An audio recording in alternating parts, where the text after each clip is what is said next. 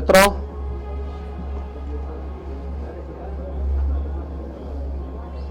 महाकुंभ का आयोजन जिसके लिए हमारा प्रयागराज जाना जाता है, उसी भव्यता और दिव्यता के साथ यहां पर आयोजित हो रहा है। आदरणीय प्रधानमंत्री जी ने जो विजन दिया है महाकुंभ के लिए, उसको स्थानीय स्तर पर लागू करने के लिए सभी लोग पूरी प्रतिबद्धता के साथ कार्य कर रहे हैं। और मैं आपको इस बात के लिए धन्यवाद दूंगा कि प्रयागराज की छवि को एक पॉजिटिव तरीके से महाकुंभ के बहाने आप लोगों ने प्रस्तुत करने का कार्य किया और उसको लगातार आगे बढ़ा रहे हैं। इस दौरान हमारे सामने पौष पूर्णिमा और मकर संक्रांति के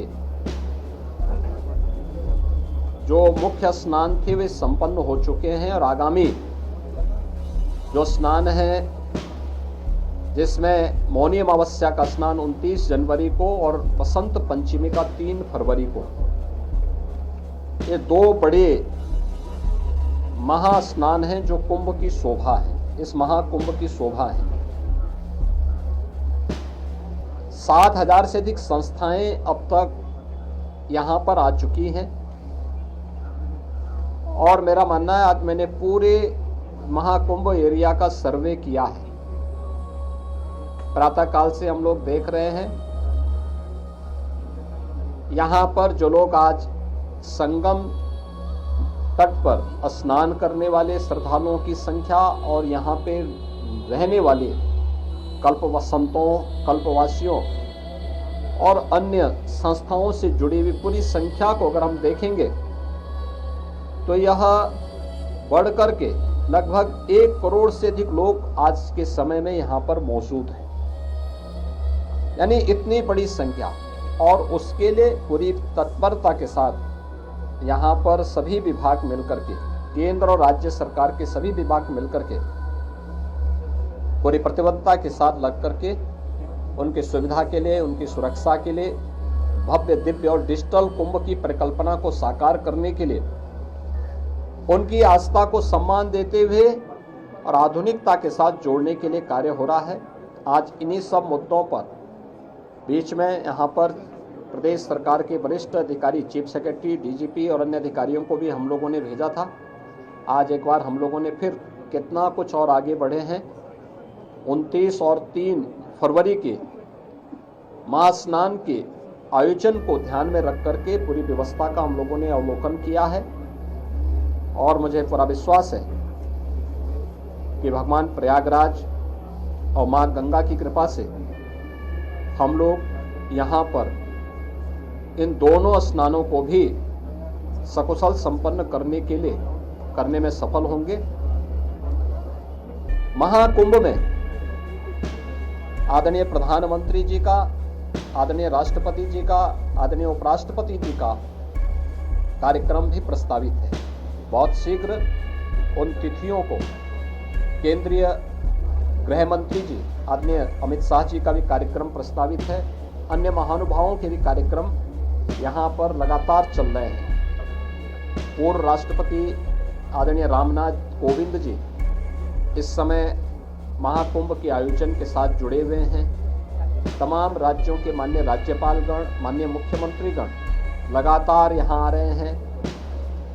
हमारे उच्चतम न्यायालय और उच्च न्यायालयों के माननीय न्यायमूर्तिगण भी और विभिन्न राज्यों से जुड़े हुए माननीय जनप्रतिनिधिगण भी लगातार यहाँ पर आकर के स्नान में भाग ले रहे हैं।